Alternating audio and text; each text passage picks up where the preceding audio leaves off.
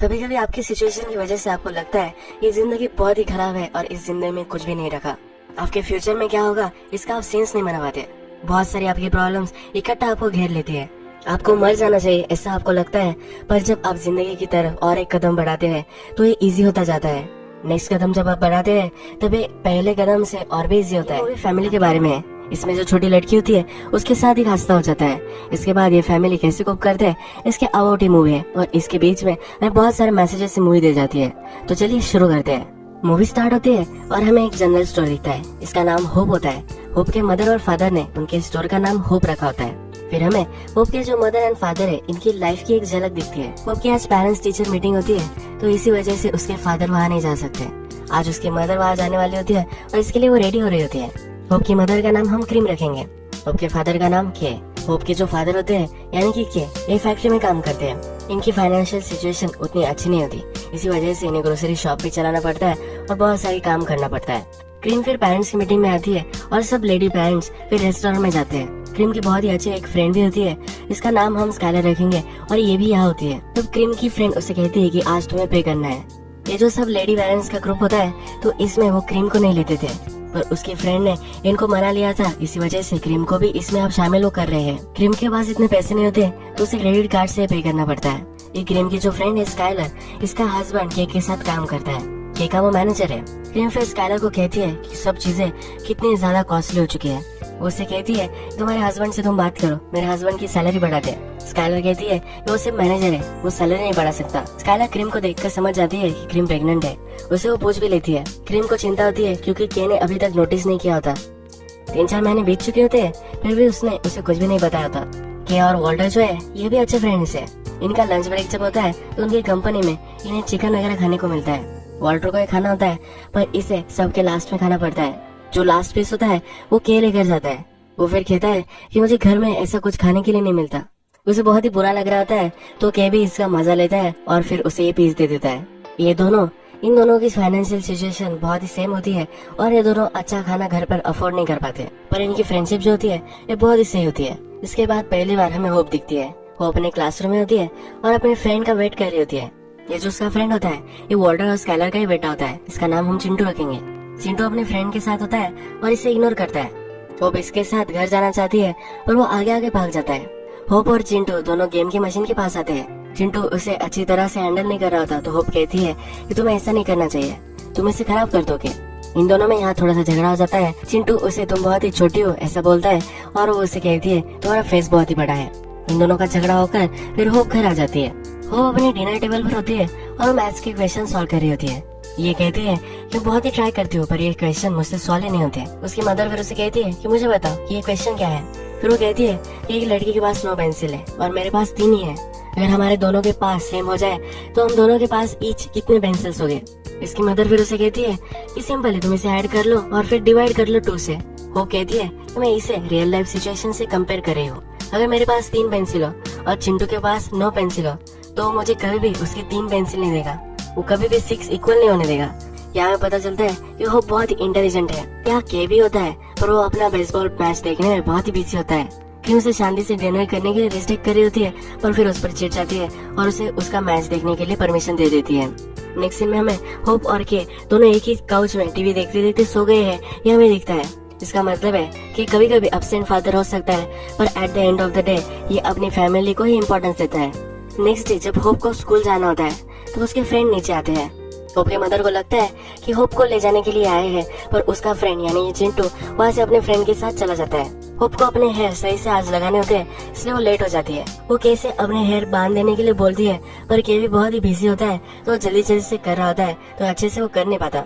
Cream नीचे grocery store चला रही होती है तो वो भी उसे हेल्प नहीं कर पाती। होप को बहुत ही बुरा लगता है क्योंकि उसके पेरेंट उसके लिए टाइम नहीं निकाल पाते। होप फिर नाराज होकर स्कूल के लिए निकल जाती है। अब बारिश आने लग जाती है तो क्रीम उसके पीछे भागती है और उसे छाता दे देती है। होप अपसेट होती है तो उसकी मदर उसे कहती है कि कल मैं तुम्हें अच्छे से रेडी कर दूंगी। क्रीम कहती है क्या मैं तुम्हारे साथ स्कूल तक आ सकती हूँ। होप कहती है कि नहीं, यहाँ से मैं भागती भागती चली जाऊंगी। वो अभी भी नाराज होती है। क्रीम उसके लिए कंसर्न होती है और उसे कहती है ये जो छोटा सा रोड है वहाँ से तुम मत जाओ, तुम्हें एक बड़े से रोड से जाना है जहाँ बहुत सारे लोग होंगे। फिर हमें दिखता है कि अपने काम में बिजी हो जाता है। क्रीम अपने काम में बिजी हो जाती है।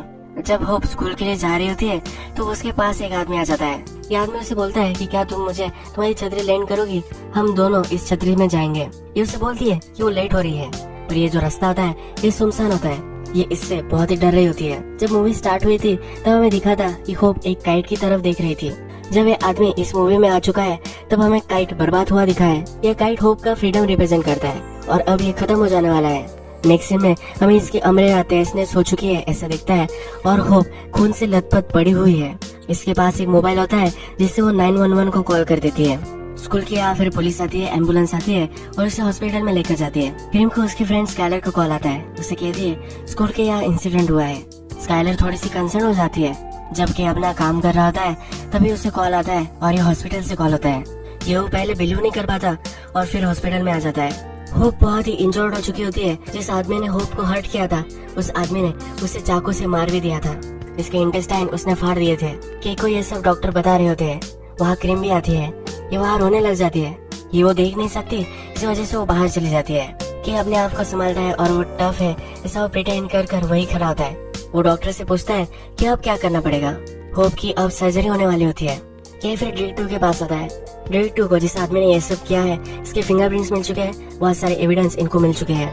डिटेक्टिव उसे अश्योर करता है कि होप के साथ इसने जो भी किया है उसे हम ढूंढ लेंगे। कि जब क्रीम के पास आकर बैठ जाता है तो क्रीम अपने आप को दोष दे रही होती है। वो कहती है कि मैंने ही उसे उस बड़े से रोड से जाने के लिए बोला था। उसे कहता है कि ऐसा मत सोचो। क्रीम फिर बोलती है मुझे स्काइलर का कॉल आया था, क्या उसे पता था। क्रीम को फिर स्काइलर को बहुत गुस्सा आ जाता है और वो कैसे कहती है कि अगर उसने कुछ भी किसी को बताया तो मैं उसे मार दूंगी। एक नर्स ऑपरेशन थिएटर से आती है और की को लेकर जाती है। की को डॉक्टर बताते हैं कि होप की जो इंजरी है वो बहुत ही सीरियस है।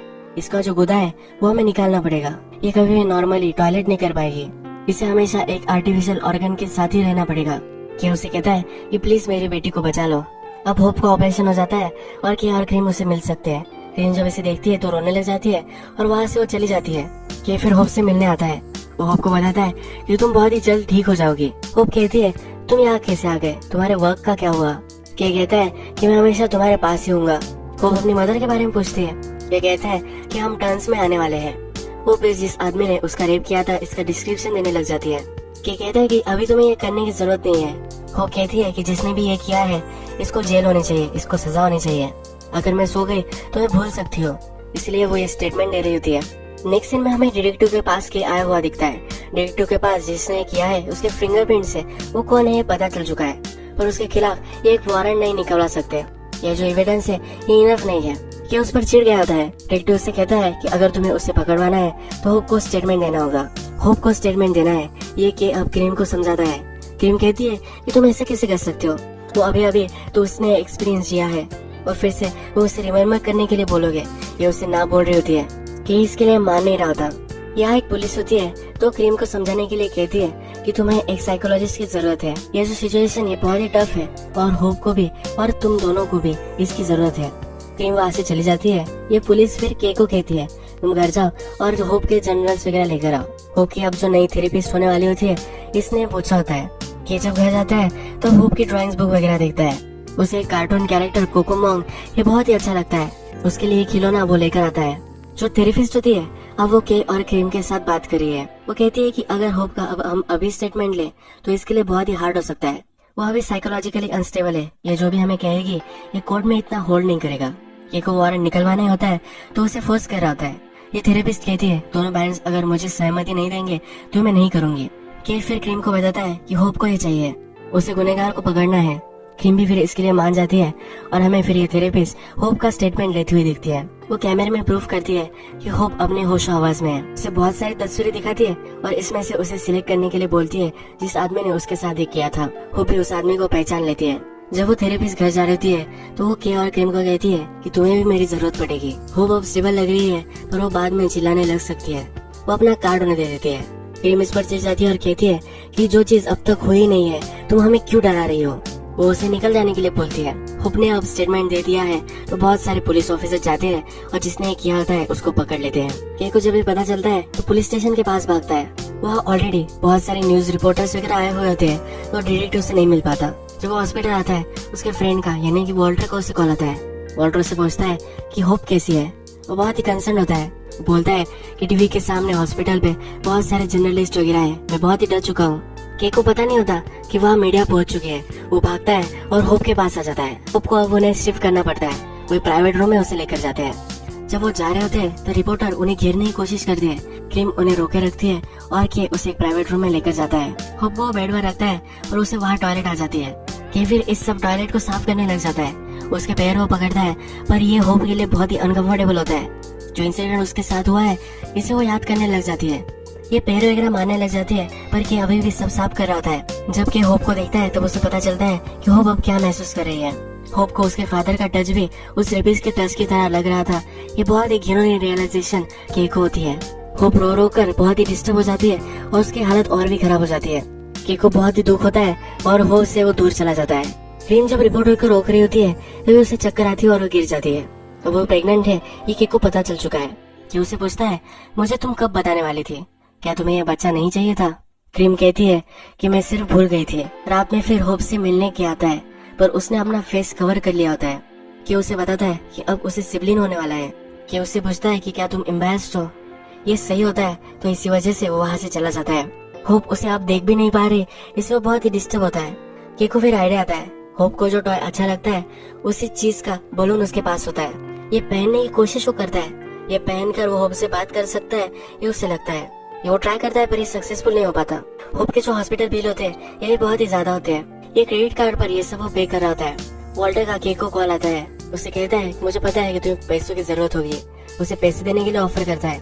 के ले नहीं रहा होता। वॉल्टर बोलता है कि मेरे पैसे तुम्हें देने के लिए क्या मुझे गिड़गिड़ाना पड़ेगा? वॉल्टर फिर उसे पैसे दे देता है। आज जो कल्प्रिट था उसकी कोर्ट में हियरिंग होने वाली है। के वहाँ जाने वाला होता है। वो क्रीम को कहता है कि तुम यही रहोगे, तुम यहाँ से हिलोगी नहीं। क्रीम को मिलने फिर उसकी फ्रेंड स्काइलर आती है। स्काइलर उसे कन्फ्रंट करती है और बोलती है कि क्या तुम्हें सचमुच में लगा था कि मुझे पता है कि ये हॉबी है? मैं कभी भी ऐसा नहीं कर सकती। वो फिर उसे कहती है कि मैं बहुत ही पहले तुम्हें मिलने आने वाली थी। तुमने कहा था तुम मुझे मार दोगी, इसलिए मैं नहीं आई। क्रीम कहती है मैंने बोला था मैं कर सकती हूँ, मैं करने वाली थी, ऐसा नहीं था। स्काइलर फिर उसे सहारा देती है और बोलती है कि तुम रो भी नहीं सकती, तुम स्ट्रांग हो, ऐसा तुम प्रिटेंड कर रही हो। फिर ये दोनों मिलकर रोने लग जाते हैं। उसने उसके लिए खाना लाया होता है, ये उसे वो फिर खिलाती है। जब हियरिंग में होता है तो इस कल्प्रिट के लॉयर अब अपनी गवाही दे रहे होते हैं। वो कहता है कि मेरे क्लाइंट को पता भी नहीं है कि उसने ये किया भी है या नहीं। वो बहुत ही ड्रंक था और वो कंस्ट्रक्शन वर्कर है तो वहाँ से वो आता जाता रहता है। पिछले दिन जब वो अपने जॉब से घर आया उसके बाद से उसने क्या भी किया है उसे कुछ भी नहीं पता है। कोर्ट में सब सबूत भी पेश किए जाते हैं। जज कहता है कि इस केस की और भी इन्वेस्टिगेशन होनी चाहिए, इसलिए वो नेक्स्ट डेट दे देता है। अब हमें हॉस्पिटल दिखा गया है और क्रीम को चीयर अप करने के लिए इसके जो भी सब फेवरेट टॉयज है इनको पहनकर उसे चीयर अप करने की कोशिश की जा रही होती है। ये उसके थेरेपिस्ट का आइडिया होता है। इसमें क्रीम, स्काइलर और जो एक नर्स थे ये भी होते हैं। ये उसके पास जाते हैं और डांस करने लग जाते हैं। वॉल्टर जब आता है तो क्रीम से पूछता है तुम तो इस थेरेपिस्ट को निकल जाने के लिए बोल रही थी। क्रीम उसे कहती है होप को ये हेल्प कर रही है, यही इनफ है। होप को चीयर अप करने के लिए ये सब जो कॉस्ट्यूम उन्होंने लाए हुए होते हैं इनका बहुत ही बिल आ जाता है। अभी के लिए तो के इसे पे कर देता है पर नेक्स्ट डे पे नहीं कर पाता।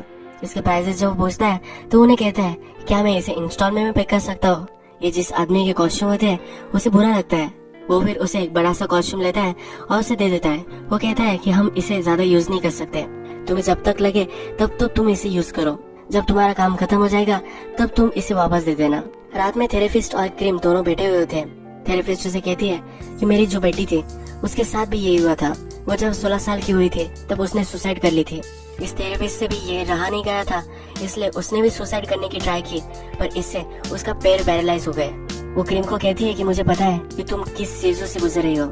कि होप से डायरेक्टली अब बात नहीं कर पा रहा तो एक कॉस्ट्यूम वो पहन लेता है और होप के पास आ जाता है। होप एक स्लेट पर लिख रही होती है और वैसे वो बात कर रही होती है, उसे बात नहीं की जा रही होती।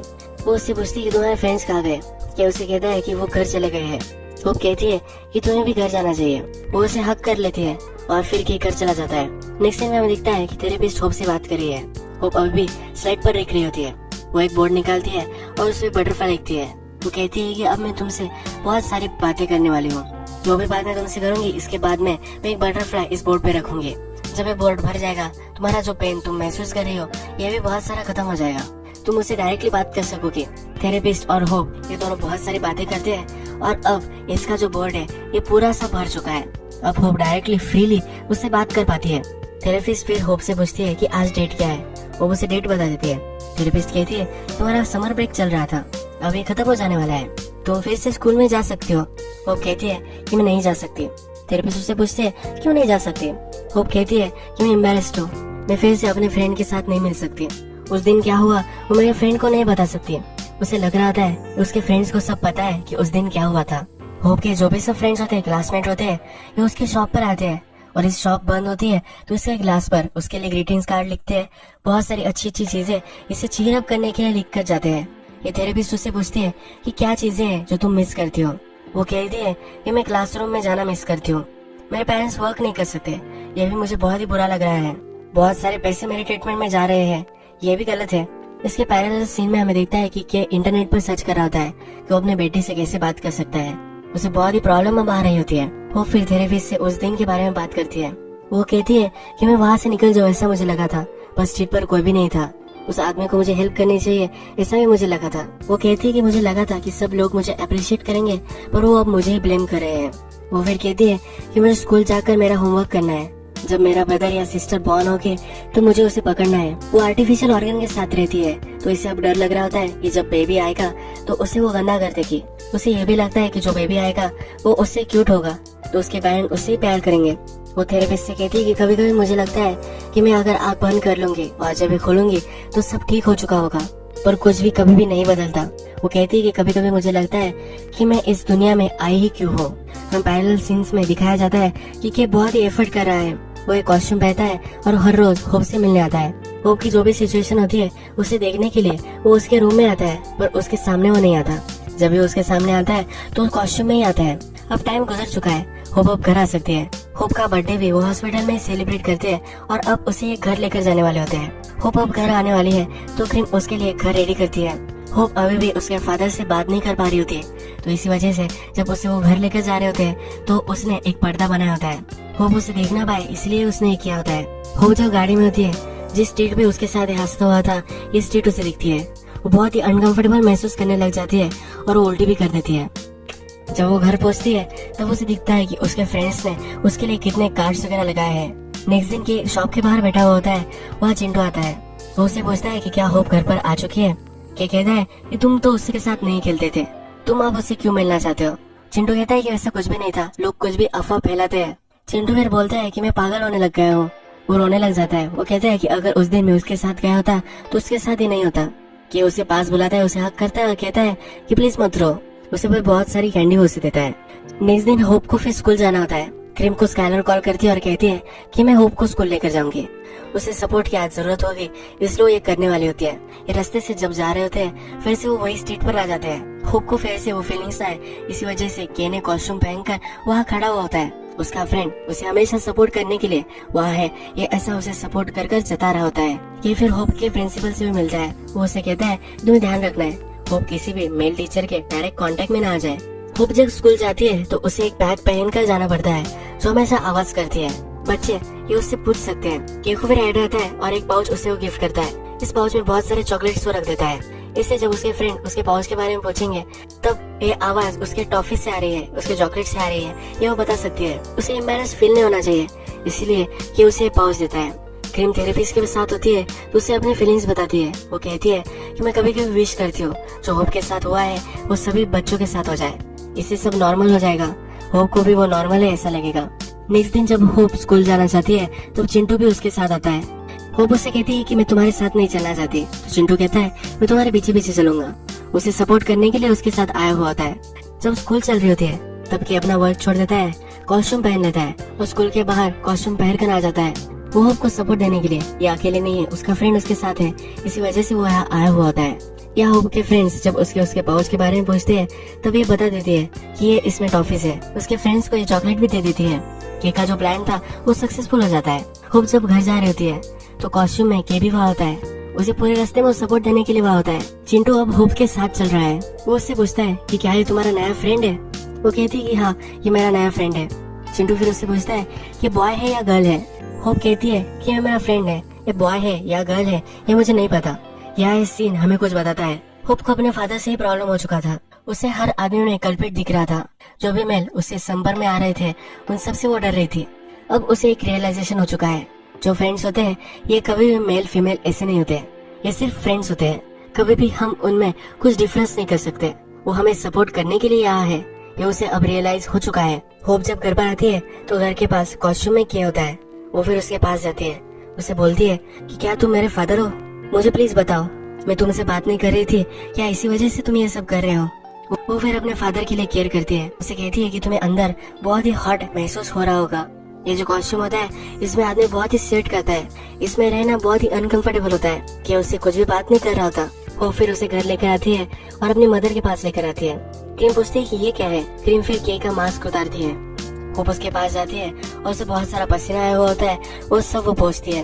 के जब अपने काम पर होता है तब उसे डिटेक्टिव का कॉल आता है। डिटेक्टिव उसे कहता है कि जो गुनहगार था उसने एक पिटीशन जाहिर की है। वो कह रहा था कि वो ड्रंक था और उसे कुछ भी याद नहीं है, वो मेंटली अनस्टेबल भी है, ऐसा भी वो कह रहे हैं। होप ने जो टेस्टिमोनी दी थी तो वो बहुत ही इंजर्ड थी, वो बहुत ही हाई मेडिसिन पर थी, तो उसकी टेस्टिमोनी अब होल्ड नहीं कर रही। इस कल्प्रिट को अब बहुत ही कम सजा होने वाली होती है। के फिर उससे मिलने जाता है। के उससे पूछता है कि जो भी तुम कह रहे हो क्या ये सच है? वो बोलता है कि हाँ, मैं जितना भी ट्राई करता हूँ रिमेम्बर करना, पर मैं रिमेम्बर नहीं कर पाता। वो बोलता है कि अगर मैंने सचमुच में किया है तो मैं जेल में ही होना चाहता हूँ, पर मुझे सचमुच में कुछ भी याद नहीं आ रहा। के को भी ये सब बिलीव होने लग जाता है। भाई ये फिर उसे कहता है क्या हम सेटल कर सकते हैं? उसे कहता है कि जब मैं जेल से निकलूंगा तब मैं वर्क करने लग जाऊंगा, तो मैं तुम्हें पे कर सकता हूँ। इसे सब कुछ याद होता है तो के उस पर बहुत ही चिढ़ जाता है। कल्प्रिट फिर बोलता है कि तुम मुझसे डर कर रहो, मुझे अब बहुत ही कम सजा होगी और जब मैं वापस आऊंगा तभी भी तुम यही रहोगे, मैं तुम्हें हर्ट कर सकता हूँ। के फिर इस पर ज्यादा ही चिढ़ जाता है, कुर्सियां वगैरह वो फेंकने लग जाता है। कि जब अपने फ्रेंड वॉल्टर के साथ गाड़ी में बैठा हुआ होता है तो उसे कहता है कि मुझे पता है कि तुम कैसा फील कर रहे हो, पर इस सिचुएशन को तुम्हारे साथ एक एक्सीडेंट हुआ है, ऐसे तुम्हें ट्रीट करना चाहिए। ये किसी के भी साथ हो सकता था। कि इसे एग्री नहीं करता और कहता है कि प्लीज गाड़ी रोक दो। वो अपने फ्रेंड से भी बात नहीं करना चाहता, वो अकेला ही चलने लग जाता है। जब रात होती है तो के क्रीम को बताता है कि जो कल्प्रिट है वो 8-9 सालों में जेल से निकल सकता है। वो उसे पूछता है कि क्या तुम्हारे पास मेरा इंश्योरेंस है? क्रीम बोलती है कि तुम ऐसा क्यों बोल रहे हो, तुम मेरे साथ ही रहने वाले हो। क्रीम पूछती है कि तुम ऐसा क्यों बोल रहे हो, तुम कहीं भी नहीं जाने वाले। के कहता है कि जो कल्प्रिट है अब उसे मैं मार देने वाला हूँ, अगर उसे बहुत ही कम सजा होगी तो मैं सहन नहीं कर पाऊंगा, इसमें उसे कुछ भी हो सकता है, इसलिए वो इंश्योरेंस के बारे में बात कर रहा होता है। नेक्स्ट दिन फिर कोर्ट चलता है। इस कोर्ट में होप को भी बुलाया जाता है। होप को उसे आइडेंटिफाई करने के लिए बोला जाता है। सब सबूत पेश किए जाते हैं, पर जो कल्प्रिट था उसने पिटीशन जाहिर किया था कि वो ड्रंक था और उसे कुछ भी याद नहीं है, इसने ये किया है ये तो फिक्स है, तो इसलिए जज बोलता है कि इसे सजा तो होनी ही चाहिए, पर इसने ये किया था तो वो होश में था ये हमें पता नहीं है, इसी वजह से उसे बहुत ही कम सजा, सिर्फ 11 साल की सजा उसे हो जाती है। कोर्ट रूम में सब लोग जो होते हैं ये सब बहुत ही चिढ़ जाते हैं। के का फ्रेंड वॉल्टर फिर खड़ा हो जाता है। वो कहता है कि ऐसा कैसा जस्टिस है, अगर वो ड्रंक था तो इससे क्या फर्क पड़ता है, तो फिर ड्रंक एंड ड्राइव का भी केस नहीं होना चाहिए। क्रीम भी अंदर आ जाती है। वो जज से बोलती है कि सिर्फ 11 साल के बाद होप किस एज की होगी, वो फिर से उसे मिल सकता है, कैसे आप ये सब होने दे सकते हो। वो वही कोर्ट रूम में रोने लग जाती है। ये भी रो रहा होता है पर अब ये सहन नहीं कर पा रहा। वो एक चीज उठाता है और उस कल्प्रिट के सर पर वो मार कर उसे मार देने वाला होता है। ये वो कर ही रहा होता है तभी होप उसका पैर पकड़ लेती है। होप रो रो कर कहती है कि प्लीज हम घर चलते हैं। उसने बहुत सारी चीजें अपनी लाइफ में लॉस कर दी है, वो अपने फादर को भी लूज नहीं करना चाहती। जब रात थी तब उसने सुना था कि उसके फादर क्या करने वाले थे, इसी वजह से अब अपने फादर को रोक लेती है। ये भी रुक जाता है, उसे अपने गोद में उठाता है और घर लेकर जाता है। अब बहुत सारा टाइम गुजर चुका है और क्रीम की डिलीवरी भी हो चुकी है। उसे एक ब्रदर होता है, अपने ब्रदर को देखकर वो बहुत ही खुश होती है। स्कायर वॉल्टर भी वहाँ होते हैं। उससे पूछते हैं इसका नाम आप क्या रखने वाले हो। ये बोलता है कि मैंने होप का नाम रखा था, अब होप उसके ब्रदर का नाम रखेगी। होप अपने ब्रदर का नाम हैप्पी रखती है। ये कहते हैं कि हैप्पी का सर बहुत ही बड़ा होने वाला है। किम फिर चिंटू को चिढ़ाती है। वो कहती है कि चिंटू के जितना बड़ा ही नहीं होगा। हमें यहाँ पता चलता है कि होप अब अच्छी तरह से रिकवर हो चुकी है। जब होप स्कूल में होती है तब उसे स्कूल में होना अच्छा नहीं लगता, तो वो स्कूल से निकल जाती है। वो फिर हमें बोलती है कि मेरे फ्रेंड्स मुझे पूछेंगे कि मैं स्कूल से क्यों निकल गई थी, पर वो उसे अब इतना फर्क नहीं पड़ रहा, वो उसे कुछ ना कुछ तो बता ही देगी।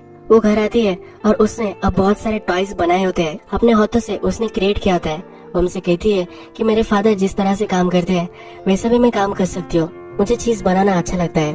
उसने अपने ब्रदर के लिए ये सब चीजें बनाई होती है। अपने ब्रदर के पास आकर वो उसे एक एरोप्लेन देती है। वो फिर हमें कहती है कि इस दुनिया में आना, हमें जन्म मिलना, ये एक ब्लेसिंग होती है। ये मूवी यहाँ खत्म हो जाती है, पर इस मूवी का मैसेज की हम बात करेंगे। जब होप हॉस्पिटल में थी और थेरेपिस्ट से बात कर रही थी, उसे बहुत सारे प्रॉब्लम थे। वो स्कूल में कैसे जाएंगी, उसके फ्रेंड्स को क्या बोलेगी, वो स्कूल में कैचअप कैसे करेगी। उसकी जो अपने फादर के साथ रिलेशनशिप है वो भी बहुत ही कॉम्प्लिकेटेड हो चुकी थी। वो अपने फादर से बात नहीं कर पा रही थी। उसके साथ जो भी हुआ था इसकी वजह से उसे लग रहा था कि वो जिंदा ही क्यों है, वो इस दुनिया में उसने जन्म ही क्यों लिया था। इस माइंडसेट में वो थी। जब वो घर आई थी उसके फ्रेंड्स ने उसको चीयर अप करने के लिए उसके लिए बहुत सारे ग्रीटिंग्स कार्ड लाए थे। जो चिंटू था उसे सपोर्ट करने के लिए हर वक्त वहाँ था। जब वो उसके साथ चलना भी नहीं चाहती थी फिर भी उसके पीछे वो चल रहा था। होप को चिंटू का सपोर्ट या उसके फ्रेंड्स का सपोर्ट ये इनफ नहीं था। जब उसके फादर कॉस्ट्यूम में आते थे तब उसे बहुत ही अच्छा लगता था। लाइफ से जूझने का उसे मोटिवेशन मिलता था। उसे हमेशा से पता था कि उसके फादर ही है जो उसे सपोर्ट कर रहे हैं। उसके साथ ये जो सब हुआ था ये एक आदमी ने किया था, पर हर आदमी उसी तरह से बुरा होगा। जो भी लोग उससे मिलेंगे वो भी उसी तरह से बुरे होंगे। ऐसा कुछ भी रिस्ट्रिक्टेड नहीं है। लोग जब अच्छे होते हैं, जब वो आपके फ्रेंड बन जाते हैं तो वो कभी भी आपको हर्ट नहीं कर सकते। हॉस्पिटल में अपने ब्रदर से वो जब पहली बार मिली थी वह एक फोटो फ्रेम थी जिस पर लिखा था कि जो लोग सबसे अकेले होते हैं वही सबसे काइंड होते हैं, जो सबसे दुखी होते हैं वही ब्राइटेस्ट होते हैं। इस कोट से हमें पता चलता है कि होप के साथ अब ये सब चीजें हो चुकी है, पर वो अब अपने लाइफ के प्रति बहुत ही पॉजिटिव है। वो अब चीजें बना रही थी अपने ब्रदर के लिए। उसने टॉयज बनाए थे। उसने कहा था कि वो अपने फादर की तरह है, वो चीजें कंस्ट्रक्ट कर सकती है। उसने अपने ब्रदर को एक एरोप्लेन गिफ्ट किया था। हम जैसे मूवी के फर्स्ट में देखा था एक काइट उसका फ्रीडम रिप्रेजेंट करता है और जो कल्प्रिट था उसने उसका फ्रीडम ले लिया था। उसे सजा दिलवाना चाहती थी और उसमें वो कंज्यूम हो चुकी थी। उसे अपना फ्रीडम फिर से मिल नहीं पा रहा था। जब अब बहुत सारा टाइम गुजर चुका है, अब वो लाइफ के प्रति पॉजिटिव हो चुकी है, तब उसे अपना फ्रीडम वापस मिल चुका है। उसके लाइफ में अभी भी प्रॉब्लम है तो अब वो डट कर सामना करने वाली है। उसके फादर उसके साथ है, उसकी फैमिली उसके साथ है, उसके फ्रेंड्स हमेशा उसे हेल्प करेंगे। जब भी आपको लाइफ में लगता है कि कुछ भी सही नहीं होने वाला, तब आप एक स्टेप लेते हैं और उसके बाद जब आप अलग और एक स्टेप लेते हैं तब लाइफ जरा इजी हो जाती है। जैसे टाइम बीतता जाता है तब और भी ये सब चीजें आसान होती जाती है। कितनी भी बुरी चीजें आपके साथ हो फिर भी आप इससे निकल सकते हो। एक ब्यूटीफुल मैसेज देकर ये मूवी हमें इंस्पायर कर चली जाती है।